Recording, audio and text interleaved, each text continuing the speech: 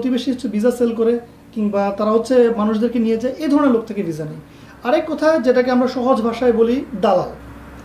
যখন আমরা দেশে থাকি আমরা ভাবি যে হচ্ছে বিদেশটা কি, আমরা হচ্ছে একটা ভিসা নিয়ে চলে আসলাম, এখানে একটা উন্নত জীবন পেয়ে যাব, খুব লাক্সারিয়াস লাইফ, তারপর হচ্ছে অনেক টাকা ইনকাম, লাইক আমাদেরকে দেখানো হয় 50,000 টাকা, 1,00,000 টাকা, 80,000 টাকা বেতন, এরপরে ওভারটাইম আছে, থাকা এটা, খাওয়া এটা, কোম্পানি থেকে ফ্রি, এটা ফ্রি, ওইটা free, visa free, ticket free, 2 বছর পর আপ ডাউন টিকিট, ছুটি, কত লোভ দেখানো হয়। আমরা আসলে এর পুরোটা কি সত্য?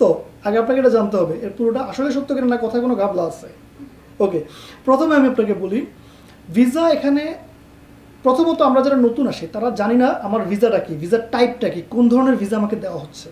সর্বপ্রথম আমি মনে করি আপনাকে আপনি যখন যাওয়ার জন্য চিন্তা করতেছেন আপনাকে দেখা উচিত যে আপনার ভিসার টাইপটা কি, কোন টাইপের ভিসা নিয়ে আপনি আসতেছেন।